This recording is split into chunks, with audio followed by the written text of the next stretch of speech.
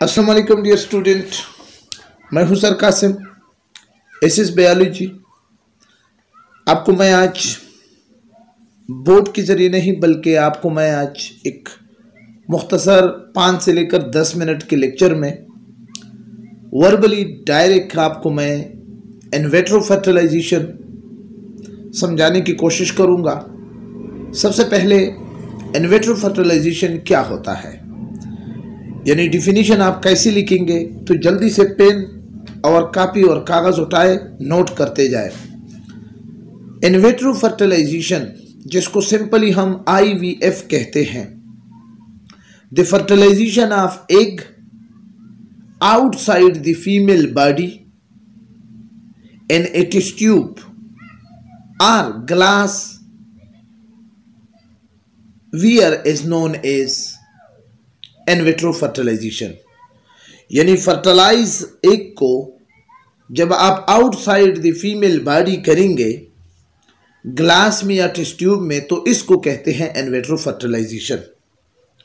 याद रखिए कि in vitro fertilisation female fertility, male infertility और फीमेल इनफर्टिलिटी के लिए बेस्ट ट्रीटमेंट है। ये भी याद रखिए कि इस तरीके से पैदा होने वाले बच्चे को हम कहते हैं टेस्ट ट्यूब बेबी। ये सबसे पहले 1978 में पैट्रिक स्टेप्टो और रॉबर्ट एडवर्ड ने 1978 में ये इन विट्रो फर्टिलाइजेशन का जो ट्रीटमेंट है मेल और फीमेल इनफर्टिलिटी को खत्म करने के लिए एक ट्रीटमेंट डिस्कवर किया है। ये क्यों किया जाता है, व्हाई इट इज डन? तो बहुत ही सिंपल सा इसका आंसर है कि ये प्राइमरी ट्रीटमेंट है इनफर्टिलिटी की। क्या है ये? प्राइमरी ट्रीटमेंट है। बात को समझ रहे हो? ये प्राइमरी ट्रीटमेंट है infertility in women over age 40। अगर 40 साल से कोई औरत ज्यादा हो जाता है उसका उम्र, तो इसके लिए यह प्राइमरी ट्रीटमेंट है। IVF also be done a female have certain health condition। यानी फीमेल इसको सिर्फ एज का फैक्टर नहीं है, बल्कि अगर फीमेल का कुछ ऐसी कंडीशन हो तो IVF को किया जाता है। सबसे पहले अगर फीमेल रिप्रोडक्टिव सिस्टम का जो इब्तिदाई पार्ट है जिसको पेलोफाइन ट्यूब या ओविडक्ट कहा जाता है, अगर वो ब्लॉक हो तो IVF किया जाता है। यानी ये इस सवाल के जवाब में मैं आपको जवाब देने जा रहा हूं कि IVF इन विट्रो फर्टिलाइजेशन क्यों किया जाता है। अगर आपका फीमेल का IVF यानी ओविडक्ट ब्लॉक हो, एक बात, ओव्यूलेशन का डिसऑर्डर हो, दूसरी बात, प्रीमैच्योर ओरियन फेल्योर हो, तीसरी बात, एंडोमेट्रोसिस हो यानी जो स्पंजी लेयर है वो प्रॉपर तरीके से नहीं बनते हो, पांचवी बात, ट्यूमर हो, यूट्रीन ट्यूमर हो,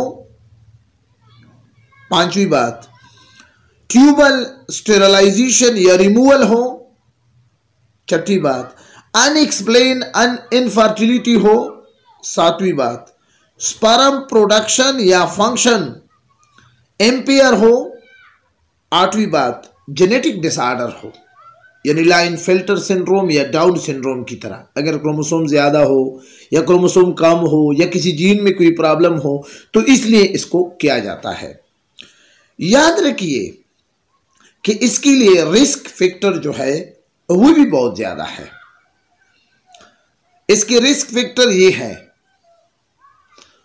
इन विट्रो फर्टिलाइजेशन में मल्टीपल बर्थ हो सकते हैं, यानी एक से ज्यादा बच्चे पैदा हो सकते हैं।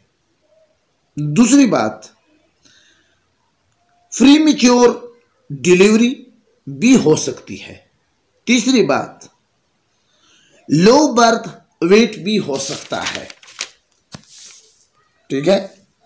चौथी बात, ओरियन हाइपर स्टिमुलेशन सिंड्रोम भी हो सकता है। चौथी बात, मिसकैरेज भी हो सकता है। छठी बात, एक्टोपिक प्रेगनेंसी भी हो सकती है।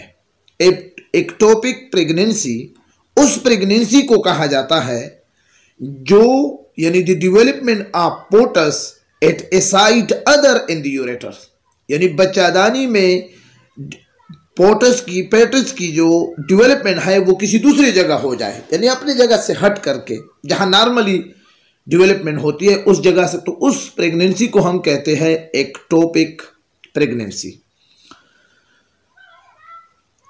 छठी बात यह भी हो सकता है कि एग रिट्रीवल यानी एग कलेक्शन प्रोसीजर कॉम्प्लिकेशन। सातवीं रिस्क फैक्टर, बर्थ डिफेक्ट। आठवीं, ओरियन कैंसर। नौवीं, स्ट्रेस की वजह से। ये वो तमाम फैक्टर है, रिस्क फैक्टर है कि इस वजह से आईवी डन। इसका बड़ा इंतहाई सिंपल तरीका है कि आप फीमेल से एग को कलेक्ट करेंगे और मेल की स्पर्म आप कलेक्ट करेंगे। इन दोनों स्पर्म को आप मिलाएंगे, ठीक है ना। इन दोनों को टेस्ट ट्यूब में मिलाने के बाद 3 से 7 दिन तक आप रखेंगे इस टेस्ट ट्यूब में। इसके बाद आपने फीमेल यूरेट्रस में इसको अंदर करना है। तो इस टेक्निक से यानी इस तरीके से ये बच्चा सक्सेसफुल फर्टिलाइज एग को हम सक्सेसफुल फर्टिलाइजेशन के बाद हम इस जायगोट को यूरेट्रस में इम्प्लांट कर देते हैं।